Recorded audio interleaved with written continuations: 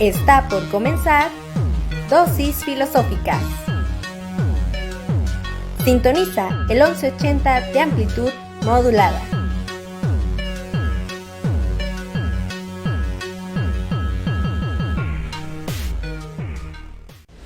Radio WAPS 1180 AM.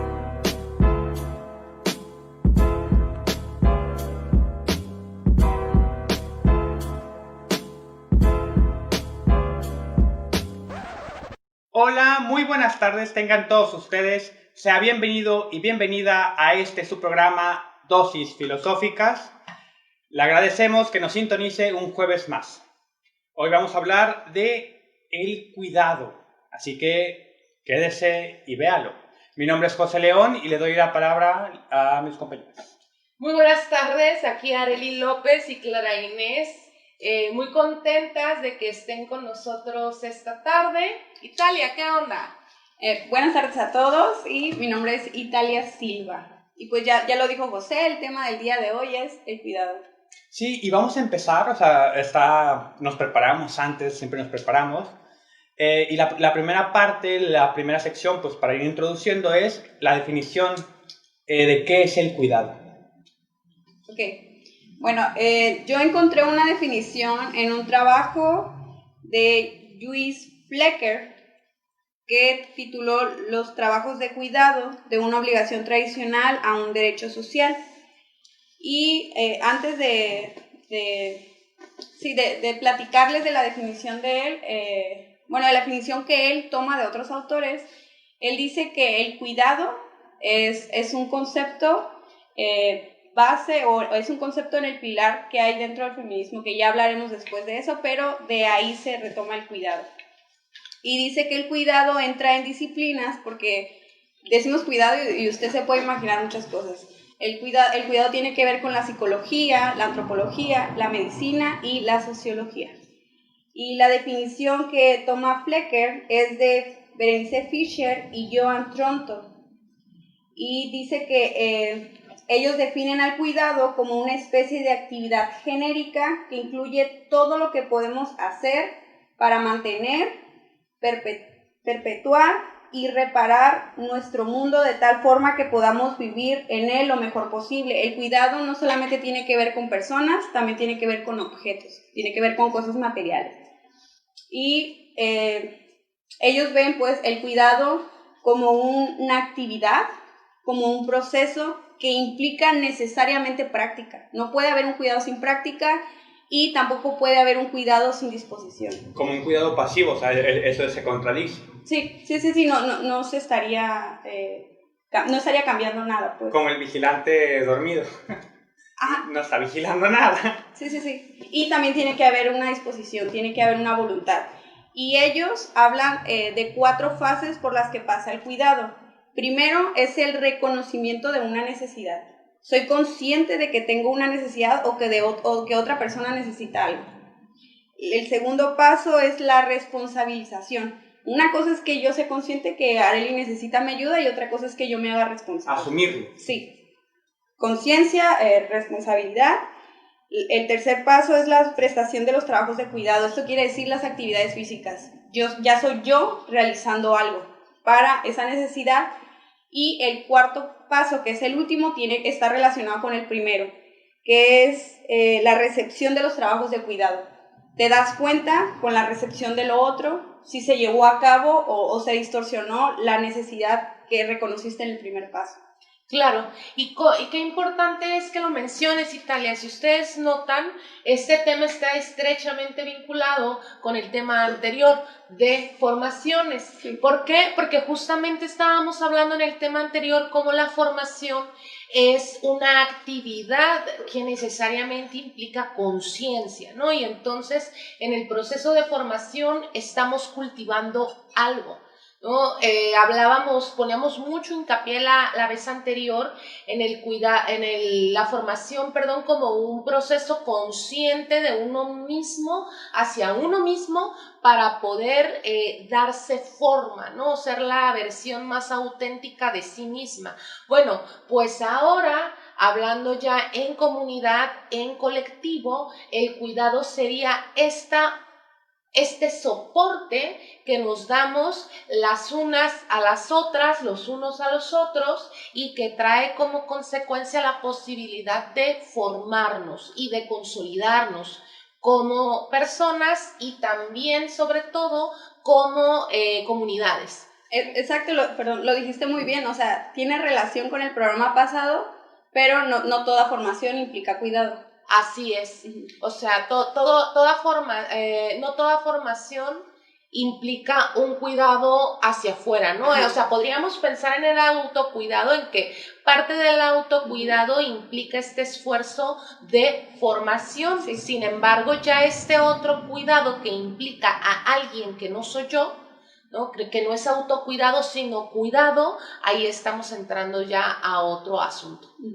De hecho, antes de llegar a concreciones así como muy específicas, creo que esto es excelente, porque el movimiento del cuidado es a cosas, a animales, a otros seres humanos y a sí mismo, y creo que, no sé, creo que el autocuidado es también, es como nodal, porque si cuido a otro, pongo en entredicho si no está satisfecho mi autocuidado, o sea, tengo que primero asegurar mi integridad antes de transitar. Algo así como la regla de los aeropuertos, de los aviones, ¿no? De la mascarilla. Primero póngase la mascarilla usted. Cuando sucede la emergencia y entonces se descompresiona la cabina, caen las mascarillas. Y la indicación, contrario a lo que pensarían algunas o algunos de ustedes, no es ponerle la mascarilla a la persona de al lado, sino ponerte tú la mascarilla para no perder la conciencia y con base en eso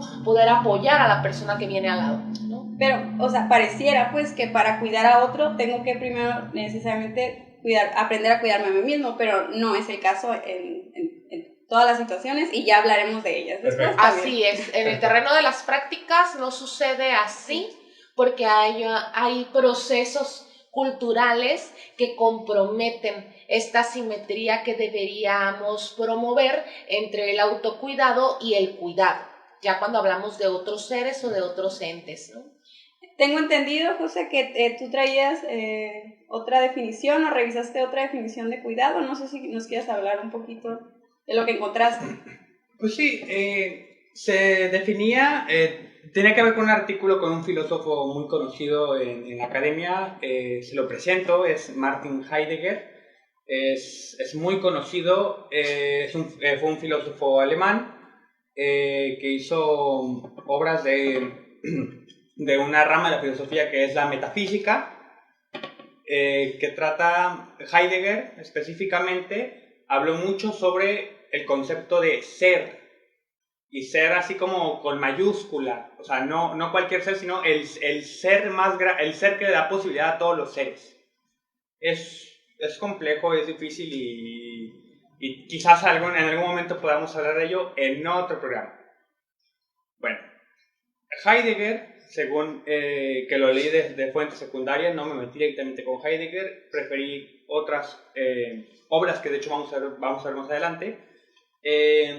Hablaba del cuidado como una necesidad y como algo hasta intrínseco como seres humanos, el cuidar no solo de mí, sino cuidar de el otro ser humano, que tiene que ver con responsabilizarse, que ya se había dicho, tiene que ver con un asumir, también ya se había dicho, y tiene que ver con, a un nivel más, diría yo que íntimo, porque tiene que ver con la conservación de una existencia, y que por lo menos, como yo veo, hablar de existencia me parece como muy íntimo. Hablar de una existencia que ayuda a otra existencia a que se conserve y que no sea destruida y eliminada. Y que es, dice Heidegger, intrínseco, o sea, que viene por el hecho de ser humanos, ya tenemos como, viene con el paquete incluido. Asesinato. Sí, pero hasta que somos humanos. O sea, que somos humanos entendido como... Culturalizados. Sí. Sí, hasta ese punto. Ok. Bueno, pues yo de tarea revisé a una autora que se llama Carol Gilligan. Específicamente le debo platicar que en las puestas en común que hacemos sobre las temáticas y sobre las fuentes, surgió por ahí ese texto, La ética del cuidado. Y yo dije, chistachis, a ver cómo está esto de la ética del cuidado, ¿no? Vamos viendo qué onda. Y me he llevado, algo así, y me he llevado una muy grata sorpresa. Yo no propuse el PDF, que conste, lo propuso alguien más, pero justo sin querer me anda encontrando. Es una autora que habla sobre la ética del cuidado como una postura no femenina, sino feminista, ¿no? Entonces, ampliamente recomendado, el PDF está disponible en línea, quien quiera también nos puede mandar un inbox y con mucho gusto se lo mandamos por inbox ahí en su página Dosis Filosóficas o a nuestros perfiles personales de Facebook. Y dice Carol Gilligan que el cuidado debería ser considerado ya hoy día, debería ser equiparado a un valor tan importante y público como el valor de la justicia, ya que históricamente el cuidado ha sido condicionado a sostenerse solo en el ámbito de lo privado, ¿no? O sea, hay agentes cuidadores de las puertas de la casa para adentro que no suelen visibilizar sus labores de cuidado de las puertas de la casa para afuera, ¿no? Entonces, dice Gilligan, es indispensable que nosotros universalicemos las prácticas y las obligaciones del cuidado, que sí, para Gilligan es una obligación e implica obligaciones el cuidado. ¿Por qué? Porque el cuidado y la asistencia es un asunto de interés humano.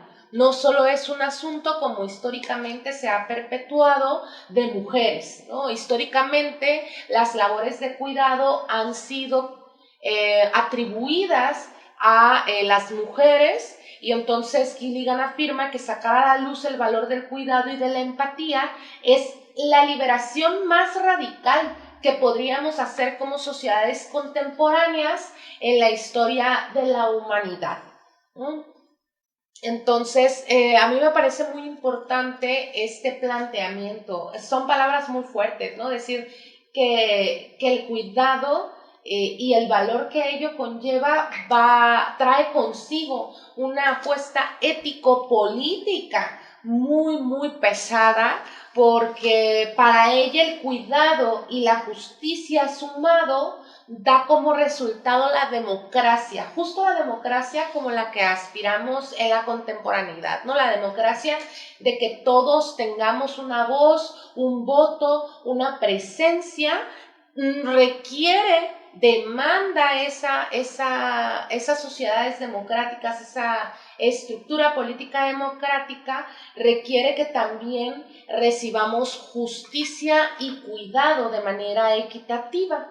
Y esto, a su vez, da de frente, según Gilligan, a las condiciones que marca el patriarcado, que son condiciones de una estructura de dominación que tiene tipos de personas, que tiene niveles de personas, y entonces no es lo mismo o no merece el mismo cuidado o el mismo trato un hombre que llega de trabajar y lo único que debemos demandar de él es que descanse porque ya se fue de proveedor, que el cuidado que requiere una mujer que llega de trabajar y que entonces llega, cierra la puerta de la casa y se encuentra con que tiene doble o hasta triple jornada, ¿no?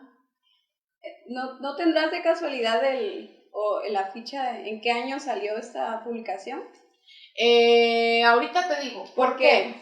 Si no me equivoco, corrígeme, yo revisé porque los textos que yo leí para el programa hacían referencia a Gilligan y decían que, ese trabajo de los que les habla Arely es muy importante o ha influido mucho en los trabajos posteriores sobre el cuidado, o sea, siempre remiten a él porque tuvo un gran impacto. Me parece que salió en la primera ola del feminismo, pero no sé qué año es, pero leí, si no me equivoco, corrígeme, que fue en la primera ola del feminismo. Ahorita mismo te doy el año, pero justo hacer visible y darle la importancia de la aparición en lo público a lo que antes estaba solo considerado como un ámbito de lo privado, pues en realidad es una de las grandes premisas del feminismo contemporáneo, ¿no? O sea, todo lo privado es público y además lo privado es político, ¿no? En este aspecto de cuidar los espacios comunes, de ver que en realidad en lo oscurito de las puertas de la casa para adentro, por más que nosotros tengamos discursos políticos de equidad, de democracia, pues de las puertas de la casa para adentro lo que hacemos es tener un territorio susceptible de relaciones de subordinación, de perpetuación de patriarcado, etcétera, etcétera, etcétera. Entonces viene muy ad hoc con las ideas del feminismo contemporáneo. Y también pensando también en la idea del deseo o de aspiraciones muy arraigadas a quiénes somos, podemos considerar que vivimos en un ambiente en el que para ser hay que tener. Entonces, con este cambio para ser hay que cuidarnos. Y definitivamente la propuesta cambia de objetos a seres humanos. Pues, de hecho, esa es la economía feminista. O sea, porque lo leí, pone en duda lo que tenemos que tener, las necesidades. Oye, o sea, en realidad, ¿qué nos han ido instruyendo en qué necesitamos? Y es lo que hace la economía feminista, poner en crítica que en realidad sí se necesita. O sea, ¿trabajo para qué? ¿Para una necesidad que tú me impones o para algo que de verdad se necesita? Mira, y lo que hace es visibilizar lo doméstico, pues. Sí. No más como nota, dice acá que esta publicación de la que nosotros lo tomamos está publicado en 2013, pero está publicado al interior de unos cuadernos de la Fundación Víctor Grifols y Lucas de España, en Barcelona específicamente. No sé si este texto habrá sido expuesto antes o esta idea habrá sido expuesta antes y es hasta 2013 cuando aparecen estos cuadernos. Ahí sí que nos queda tarea para la próxima semana, estimada y estimado Radio Escucha, seguidores de Dosis Filosóficas.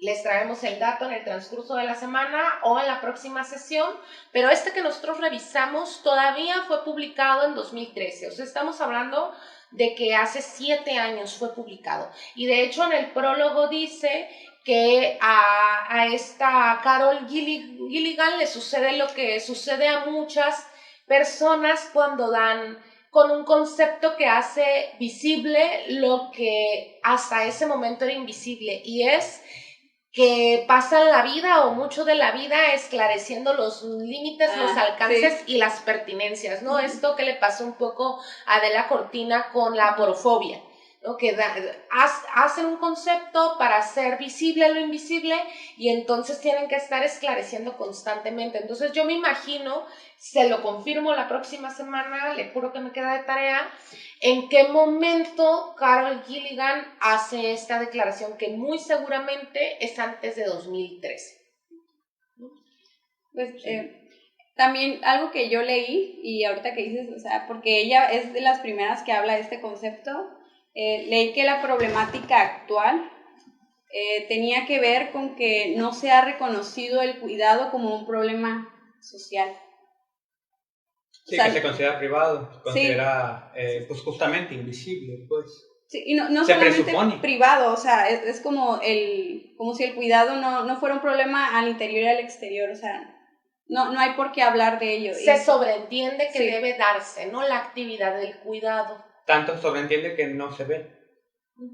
Exacto, muchas veces se obvia, ¿no? Hay personas que todavía creen que la casa se levanta sola, ¿no? Y que no es tanto cochinero, no implica tantas labores el hacer comida o el tender ropa, ¿no? O el ser cuidador primario de un enfermo y todo lo que esto implica. Siguiendo la línea de la autora, ella habla justo de que la ética del cuidado consiste en llevar a cabo algunas actividades que le son propias al proceso del cuidado. Entre ellas habla de la escucha activa e integral, del prestar atención al elemento a cuidar y el responder con integridad y respeto, ¿no? Es decir, esta ética del cuidado implica que se escuche sin dar por hecho que sabemos lo que estamos escuchando. Eso tiene que ver con el habla activa e integradora. Pone un ejemplo muy claro Carol y dice: es como la persona que va al museo y entonces apenas está viendo un cuadro y dice, esto es cubismo, y se cambia de cuadro, y dice, esto es realismo, y se cambia de cuadro, y no permite a la espera, a la observación, a la contemplación, que la obra misma de arte se manifieste en ella, sino que esta persona está yendo al museo ya intuyendo que va a encontrar algo, y en vez de interesarle la obra en sí, lo que le interesa es justificar a través de su exposición a la obra los elementos preconcebidos que ya el espectador o la espectadora lleva. ¿Cuántas veces no nos ha pasado, sobre todo en las discusiones, ¿no? Cuando uno está polemizando con alguien más, con la amiga, con la pareja, con los padres, etcétera, etcétera, que nomás estás cazando la palabra, ¿no? Que a ti te parezca que es la palabra que te da la pauta para rebatir el punto y entonces desvirtuar, deslegitimar, falsar el discurso de la otra persona para tener tú la razón, ¿no? Y un poco la ética del cuidado, creo yo que va sobre este asunto de que a veces tener la razón no es lo más importante, ¿no? Sino que estás atendiendo a una persona, y como personas somos seres complejos donde se atraviesan un montón de dimensiones al mismo tiempo, ¿no? O sea, somos la encarnación de un cruce de caminos y de circunstancias. Y entonces esta escucha que es activa es una apertura, según Carol Gilligan, que tienes hacia el ser de la otra persona, no solamente hacia lo que tú crees que está bien o está mal. Por eso es una apuesta no solo política, sino también ética. Sí, también aquí está la postura ético-política, pero también se va a hablar, o sea, dentro de todas esas dimensiones del cuidado que tiene como muchos campos de acción, aquí hablamos de un aspecto general de la sociedad, y la partícula mínima de la sociedad o del Estado es la familia. Y creo que ibas a hablarnos justamente de la familia. Ok. Bueno, yo les digo, revisé dos autores antes de pasar al segundo. Voy a concluir con Flecker. Perdón. Él habla de las desigualdades que tienen las personas dependientes, las personas a las que cuidan. Es de lo que él habla. Tiene que ver con el infante, tiene que ver con las personas mayores. Y la crítica aquí va hacia las autoridades, hacia el gobierno, hacia el Estado. Dice que una familia, aquí no importa si es mamá o papá, quien sea, tiene un hijo, ¿no? Pero vive en condiciones de pobreza extrema, así fatal, horrible, horrible. Pero tiene toda la disposición y la práctica para cuidar a su hijo. Pero no puede, aunque quiere, no puede, porque no hay una equidad o una justicia por parte del Estado, se está dividido en clases sociales. Y por el contrario, hay otra otra familia de una clase alta, con dinero suficiente, que le puede brindar todo lo material al infante o a la persona mayor, pero no tiene la intención, la disposición y la práctica de ayudarlo. Y dice Flecker, dinero no es igual a cuidar. El dinero es una herramienta que te sirve para conseguir otras cosas que te pueden ayudar para otra cosa, pero tener dinero no significa cuidar. O sea, que yo te dé dinero a ti no te estoy cuidando, te estoy dando una herramienta nada más. Entonces, él hace una crítica muy fuerte a todas estas desigualdades que hay de clases sociales y esta apatía que hay por parte del gobierno. O sea que ni por más que yo quiera cuidar a mi hijo, por ejemplo, si el Estado no me ayuda, no lo puedo cuidar. Y yo pensé en esto que está pasando en Estados Unidos ahorita. Hay un juicio, no sé, ha pasado en muy pocas noticias, de un multimillonario que encarcelaron, se suicidó supuestamente en la cárcel porque tenía una isla de pedofilia, ¿no? Vendía niños. Entonces, ahorita ya están involucrados presidentes de Estados Unidos, están involucrados empresas, grandes empresas de televisión, empresas musicales, o sea, grandes, está involucrado empresas de cine, de televisión, de todo lo que vemos. Y yo pensaba en esto, pues, o sea, si no cuidan, si el Estado no tiene intención de cuidar a los niños, ¿quién lo va a hacer? Salió también, cuando, es que no recuerdo el nombre, cuando encarcelaron a esta persona también salió todo un debate de una empresa que vendía muebles, sí me sé el nombre pero no lo voy a decir, vendía muebles, gabinetes, así, blancos, con precios exagerados, con nombre de niños perdidos. Entonces era una manera muy fácil de tú meterte a esa página, ponerle el nombre de los niños o ver cómo se llama el gabinete y buscar las páginas de niños perdidos y así comprarlo. Entonces esta relación de empresas, gobierno, porque al final el gobierno es quien legitima lo que se va a vender. Y yo pensaba en esto, pues, o sea, se supone que los niños, pues, son intocables, son a los que más tenemos que proteger y cuidar, y si el Estado no lo hace, pues, ni por más que queramos nosotros hacerlo, pues va a salir bien. Y bueno, es algo un poquito triste, porque yo recuerdo que cuando propusimos este tema dijimos que íbamos a hablar de algo lindo, ¿no? Algo diferente.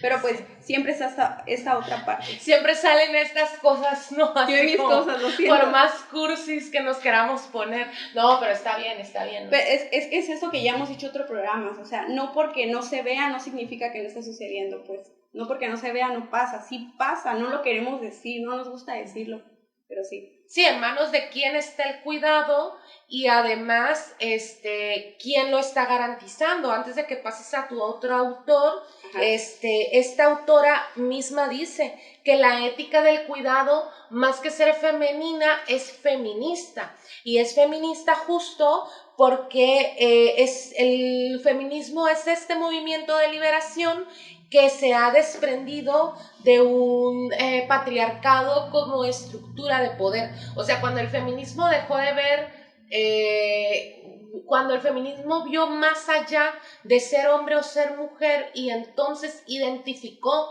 que el patriarcado no eran los hombres, sino era una estructura de dominación vertical que oprime de diferente manera, pero igual oprime a las personas con pene o a las personas con vagina.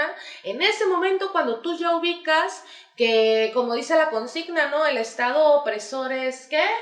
El Estado opresor es un macho violador, ¿no? Pero en este sentido, no de hombre o de mujer, ¿no? Sino como de estructura de poder que está aplastando, ¿no? Y ahí es donde el feminismo deja de ser femenino y comienza como a ser una lucha social que beneficia, que aunque la mujer sea históricamente la protagonista del feminismo, no quiere decir que el feminismo como movimiento no nos beneficie a todas y a todos, y a las diversidades y a todas las personas que habitamos esta sociedad, porque el patriarcado como estructura de dominación nos oprime a todos, diría José León, pero de diferente forma, ¿no? Y entonces en esas diferencias lo que tenemos en común todos es que estamos oprimidos, y el feminismo es la apuesta justo para acabar con esta opresión y encontrar maneras más horizontales de relacionarnos.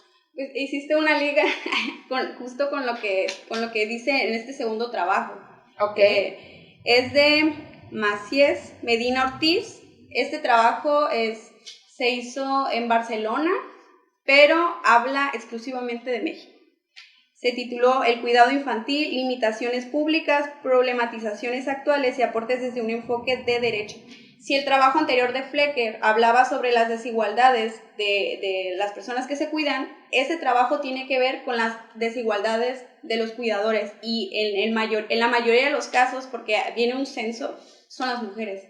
No importa si eres madre o no, son las hermanas, son las hijas, son las abuelas, son las mujeres pues las que cuidan. Entonces esta persona, este hombre, habla de estas desigualdades que hay en el gobierno mexicano, en estos programas de supuesta ayuda que no tienen nada que ver con el cuidado. Por ejemplo, los programas de guardería infantil. Se supone nada más son para las mujeres y ciertas mujeres, las que están laborando y que pagan seguro social. Si yo estoy trabajando en una cafetería y no estoy pagando seguro, aunque yo esté trabajando 9, 10 horas, no tengo derecho a las guarderías. Y ni se hable de los hombres. Yo una vez así lo intenté, mi pareja estaba trabajando, ya empezó a tener seguro, quisimos llevar a mi niña a la guardería y no nos dejaron porque yo soy la que tiene que trabajar y tiene que tener seguro, él no. Entonces, este autor menciona también ese ejemplo y dice, ahí ya desde lo público, desde lo social, ya se está condicionando a que es la mujer la que se tiene que hacer cargo del hombre. O las licencias parentales y maternales. A una mujer se le dan 3 meses para hacerse cargo de su hijo. Ajá. Antes y después, no es después. Te dan como cuando tú tienes 8 meses, te falta un mes para parir, más 2 meses. Sí, que son 3 meses que puedes dividir, mes y medio antes, mes y medio después, o repartir como tú mejor quieras, ¿no? O sea, o 3 meses después, o así.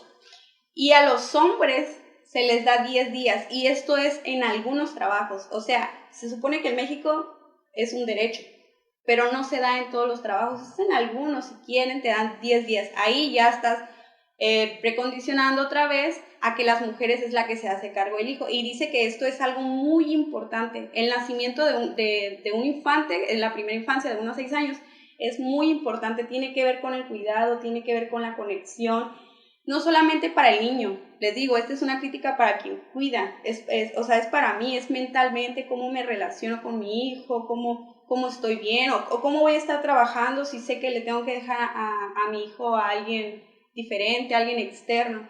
Entonces, tiene que ver con todas estas desigualdades que hay. Dicen que todos estos programas de supuesta ayuda para la mujer y para el niño tienen que ver con ámbitos de educación, de pobreza y cosas así, no de cuidado. ¿De a quién es, perdón que te interrumpa, pero de a quién están cuidando realmente, ¿no? O sea, ¿están cuidando al niño, están cuidando a la mujer o están cuidando a la empresa que raya la nómina de la chica, ¿no? Sí.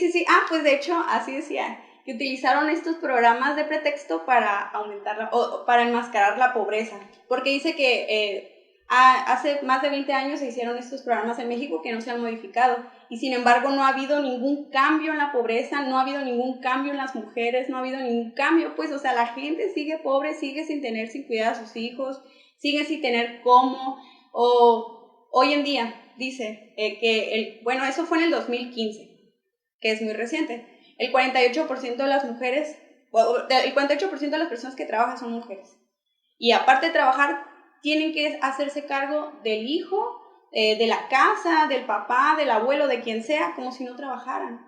Y el hombre sigue igual, pues, sigue... Sí, porque hay unas responsabilidades.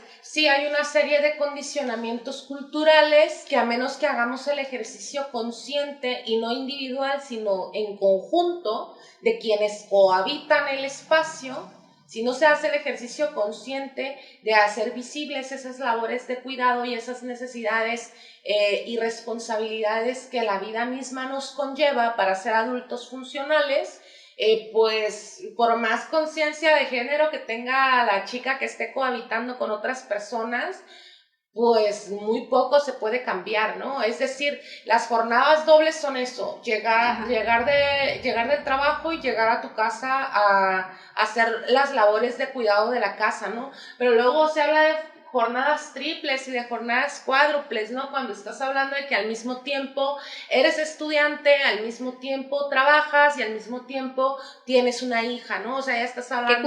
Que cuidar, ¿no? O una familia que cuidar. Y entonces ahí estás hablando de jornadas triples, de jornadas cuádruples. Un cuidador o una cuidadora primaria también. O sea, ¿cómo invisibilizas la labor del cuidado de alguien que requiere de tu cuidado? Y entonces tenemos a nuestros ancianitos y a nuestras ancianitas que hasta hace relativamente poco en La Paz se abrió una casa de día, no solamente el asilo de ancianos, sino que hay una casa de día donde tú, si tú trabajas, puedes llevar a tu viejito o a tu viejita en la mañana a que tome sus clases de canto y que esté en la casa esta de día, y entonces ahí recibe cuidados, ¿no? Y ya cuando sales tú del trabajo vas por tu viejito y te lo llevas a tu casa. Pero, o sea, eso estamos hablando de que tiene menos de 10 años hasta donde yo recuerdo existiendo en La Paz.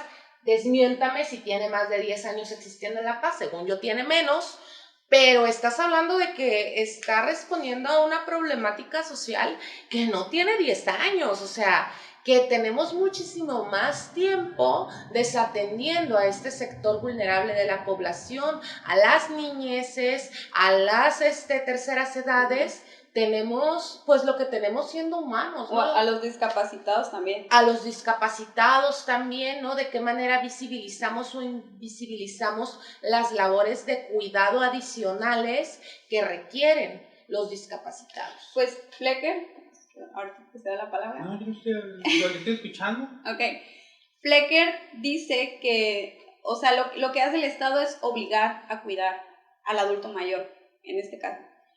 Y dice que el cuidar a un adulto mayor debería ser, el que cuiden de un adulto mayor debería ser un derecho y jamás una obligación. Y es lo que recurre al Estado, a obligarnos porque no lo hacemos. Porque hasta apenas hace menos de 10 años empezó. Porque ya, o sea, yo me imagino que estaban así, retumbando, azocados, sí, ¿no? Ajá. sí, gritando, no sé. Y es eso, pues, dice que, bueno, si tu familia no se quiere, no puede, tiene otras cosas que hacer, no se puede hacer cargo, el Estado debería proporcionar gente profesionalizada, o sea, preparada profesionalmente para cuidar a esas personas. Yo debería llegar a la vejez, si llego, segura, tranquila, de que no voy a estar en la calle, de que no voy a tener que comer, de que, a ver, de qué voy a trabajar de grande, si ahorro dinero o no ahorro. O sea, uno tiene que llegar a la vejez seguro de que va a haber alguien cuidando, porque no dejamos de ser una sociedad. Y hay en realidad quizás también de dignidad. Claro. Sí, porque yo pienso, tal vez no en viejito, pero sí pienso, me accidento y tengo que pues tener cuidados y un mínimo de dignidad. El cuidado médico es otra cosa. Sí, y también una dignidad, no voy a, o sea, necesito baños, por ejemplo, o sea, se necesitan baños porque pues sudo, es excreto, entonces necesito baños y dejarme ahí, si tengo que estar un mes sin bañarme, pues está canijo. Tiene que haber un mínimo de dignidad en el cuidado, pues, o sea, se cuida para sobrevivir, porque es esencial, pero también este aspecto de dignidad es que es un aspecto, Ya se hizo bola. Sí, me hice bola. Tiene que ver con sobrevivir, pero no solo con sobrevivir, a eso me refiero. Que no tiene que ver solo con sobrevivir, sino que tiene que ver con sobrevivir dignamente. Es seguir siendo humano, pues. Pues fíjate, para el servicio de salud, tú tienes que tener ciertos requisitos, si no, no puedes gozar de ese servicio. Necesitas trabajar. Si no trabajas, pues necesitas estar estudiando, necesitas estar inscrito a algo, y si no, o sea, si yo no trabajo, no hago nada, no puedo hacerme, o sea, no puedo recibir por derecho. Es que te dan seguro de vida todo porque eres una inversión. Y es ahí donde nos debemos interrogar, ¿no? O sea, en qué medida a través de nuestras instancias públicas nosotros estamos contemplando a los sujetos o a las personas susceptibles de recibir cuidado y no solo de dar cuidado, ¿no? Tenemos oficios, profesiones destinadas al cuidado, como la enfermería, ¿no? La enfermería es una profesión que por definición se encarga de cuidar, ¿no? Mientras al doctor lo ubicamos como quien diagnostica, trata y cura, la enfermera y el enfermero se encargan de seguir las indicaciones del médico y de ser ese puente entre el tratamiento y la dignidad humana, ¿no? Quien se encarga de todas estas labores que tienen que ver con lo que acabas de decir, León, lo pensaba yo en los hospitales, pues son las enfermeras y son las trabajadoras sociales, que justo se les llama trabajadoras sociales por eso, porque atienden a todo esto del paciente, que a mí siempre se me ha hecho bien gracioso, por no decirlo más feo, eso de que los que están en hospitales o están necesitados de cuidado sean llamados pacientes, porque efectivamente pareciera que requieren toda la paciencia del mundo porque no están para andar exigiendo. O sea, a mí siempre me ha parecido muy terrible, muy pasmoso el hecho de que les llamemos pacientes, ¿no? Pero bueno, ahí está el paciente y con todo lo que tiene que ver con su dignidad y con todos estos procesos que implican a la familia y a los asuntos que no tienen que ver directamente con el fármaco que le va a devolver la salud, justo eso tiene que ser atendido por las enfermeras y por las trabajadoras sociales, ¿no? Entonces, también si notamos, ahora sí que si revisamos la raya nacional, ¿no? La nómina nacional, más de la mitad de quienes ejercen la enfermería son mujeres, no son varones. Tenemos también otras profesiones que son relacionadas culturalmente con el cuidado, como el ser profesor o profesora de preescolar. Si nosotros notamos las generaciones de educadoras y de educadores en las normales superiores, mínimo la mitad son mujeres. Pero, ¿no? Aquí en Baja California Sur, específicamente la normal de aquí de La Paz, te podrás encontrar por cada 30 educadoras a un educador, ¿no? Porque justo no es porque las mujeres sean mejores cuidando, ni porque venga como parte de su naturaleza, es porque culturalmente tenemos un condicionamiento a que cerca de las infancias tienen que estar las mujeres, las hayan parido o no a las infancias. Sí, que es lo que iba a decir, o sea, hay un aspecto, una idea de naturalidad, porque como eres la hembra de la especie, eres mejor cuidadora. Y un macho de la especie, por lo menos culturalmente, se le mira mal en preescolar. Se le mira, se le puede hasta tachar de pedófilo. ¿Tú nos habías dicho que ibas a hablar un poco acerca del impacto de estas declaraciones de cuidado encarnadas y vividas por los hombres, ¿no? Algo así habías dicho que ibas a decir. Bueno, vas a intervenir porque ese es el tema, ¿no? De esta parte de acá adelante. Ahorita salto. Para no andar brincando y brincando. Bueno, yo solo quería hacer un comentario antes de que José hable desde su posición. Que Flecker dice que el feminismo, porque el cuidado no solamente es un derecho, también es una responsabilidad, es una obligación.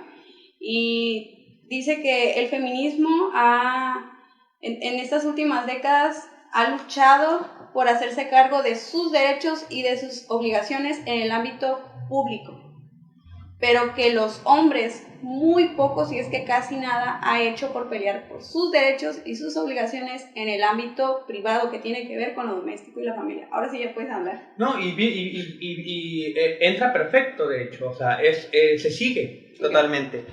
Es que yo revisé un texto de la misma antología que se llama Los cuidados y la vida cotidiana, de Teresa Torms, y de hecho también en el programa pasado también hablé de el sentido común y la vida cotidiana. ¿Ven cómo le hilamos todos? Hasta las lecturas. Estamos conectados.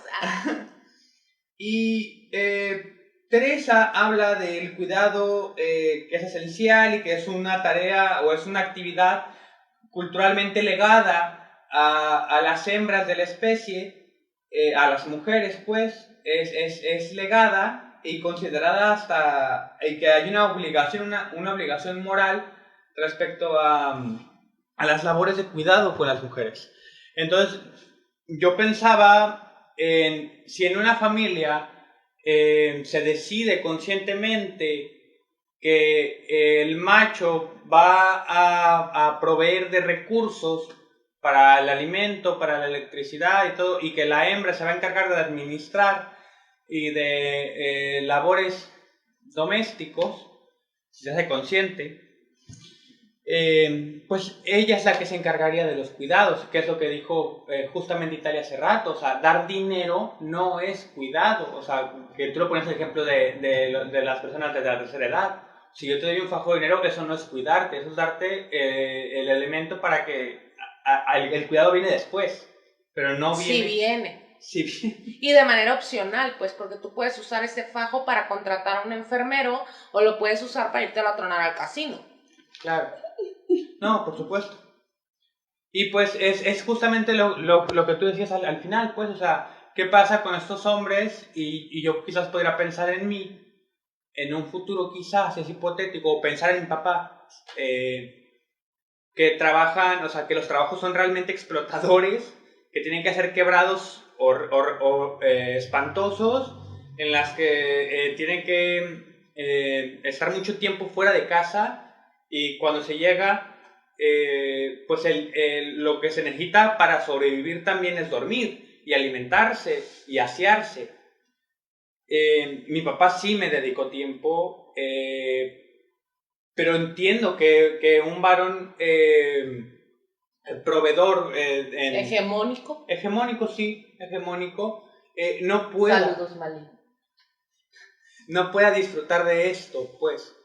Y yo pensaba, o sea, cómo nos afecta, y yo pienso y veo a mis amigos los problemas que se tiene y conmigo mismo también, pues me incluyo, con los problemas del autocuidado, de considerarse que no tenemos familia, o sea, que o ya nos hemos separado del núcleo familiar. Independizado.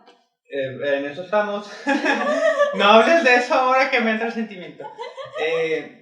El autocuidado, pues. Y luego del autocuidado también el cuidado en el dado caso que se tenga pareja, por ejemplo, Lalo. O sea, no sé cómo le vaya a él, no lo saque, no queremos sacar trapitos al sol. Solo estoy diciendo que en este asunto de género, no el del feminismo, pero sí desde la perspectiva de género, cómo nos afecta también, pues, o sea, ya sabemos, y lo hemos, y se ha platicado aquí, cómo afecta a las mujeres. Pero también debemos preguntarnos, varones, cómo nos afecta a nosotros. Y justamente, o sea, las luchas por las paternidades, salir a exigir, y que no sean 10 días, que sean más, y que impliquen otras políticas, otras... no sé cómo llamarlo, tiene un nombre, pero... Sí, políticas públicas, ¿no? O sea, que implique otras acciones en las comunidades, que ya verán los hombres y se pondrán de acuerdo entre ustedes, porque pues es una lucha que les toca a ustedes y es que se la quieren echar. Por lo visto no se la han querido echar y no han estado nada de interesados en apropiarse de ese espacio, por lo menos de manera política, ¿no? Pero pues ya les tocará a ustedes ver, ¿no? Bajo qué términos van a hacer visible esa lucha y qué es lo que quieren conquistar. Y normalizar el autocuidado también, ¿no? Que es un problema justamente de los hombres. Que no es normal, pues, o sea, es normal que un hombre llegue cansado, no es normal que un hombre no esté trabajando, pues, tiene que estar produciendo. Claro, y también revalorizar, por ejemplo, los trabajos en casa, que también son importantes. Y que podríamos hacer el ejercicio de invertir los papeles hegemónicos y poner al hombre a hacer todo en la casa para que vea todo el trabajo la voy a decir la chinga, toda la chinga que se lleva y así, o sea, invertir los papeles y que también el varón vea todo el trabajo que hay detrás, pues, que no es tan sencillo, porque en casa no hay un horario, donde trabajas, duermes y comes y te bañas y haces todo. O sea, no hay un check-in y un check-out. O sea, ¿cuándo termina tu labor? Sí. O sea, todo eso. Y bueno, y curioso, ya que tiró la plumita así con indignación José León, y esto se está poniendo mucho más íntimo de lo que yo jamás sospeché con estos dos interlocutores, cae muy a propósito y creo que por eso se puso más íntimo y más sensible, porque justo uno de los grandes problemas que se ha manifestado en esta pandemia son crisis productos del confinamiento. Y se oye así muy bonito en general, ¿no? Crisis por el confinamiento, pero ya cuando prestamos un poquito más de atención y nos acercamos a ¿por qué se están desatando estas crisis durante el confinamiento? Pues nos damos cuenta que es porque en el espacio privado se están también confluyendo o se están cayendo actividades que regularmente llevábamos a cabo en el espacio público o en otros espacios. Las personas que tenemos la oportunidad de ejercer nuestro trabajo en casa, nos estamos encontrando con el hecho de que antes teníamos esta programación de las puertas de la casa para afuera, me preocupo y me ocupo de mi chamba. Iba yo como profesora, me metí a la biblioteca de la universidad, al Centro de Investigaciones Filosóficas y dejaba yo ahí el alma, ¿no?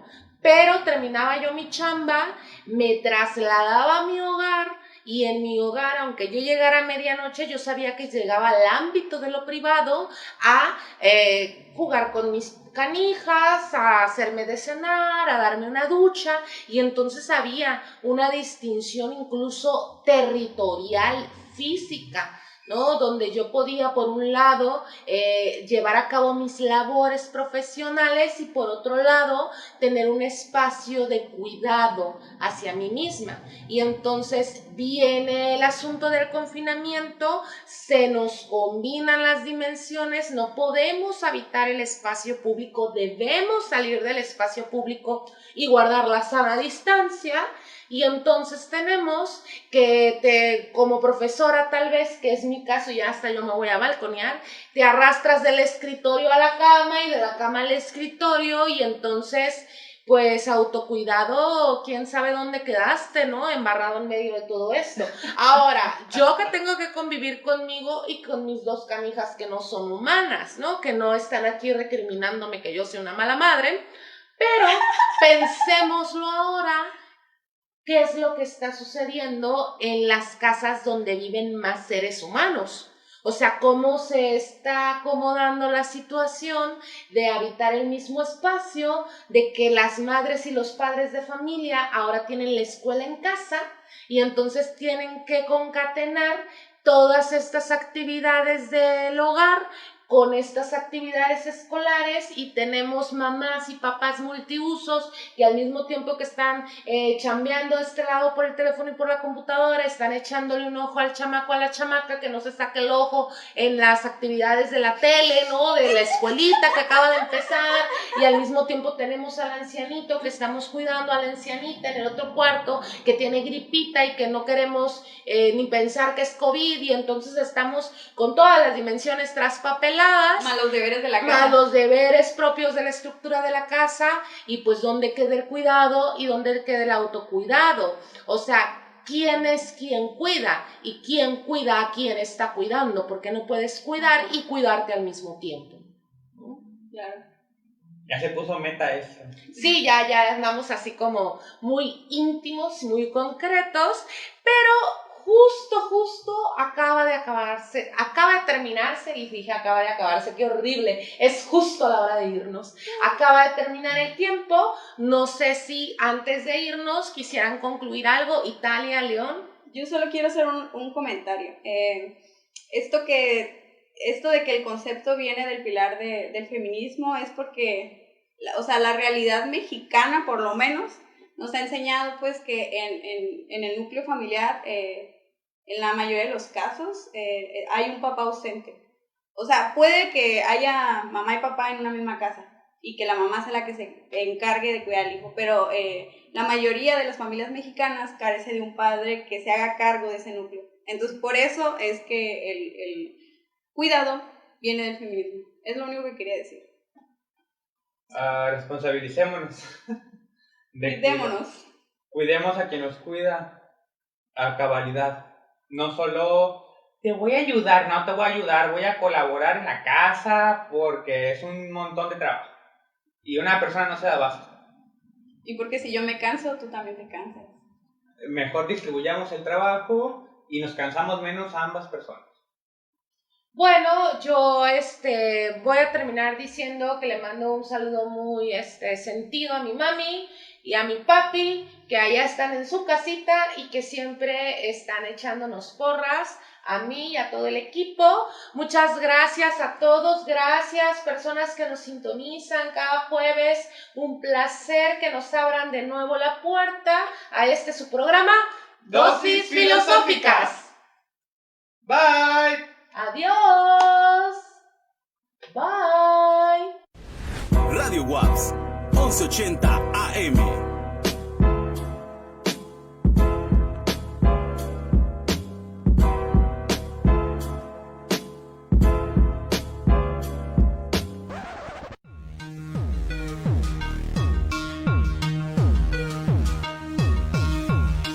Hasta la próxima.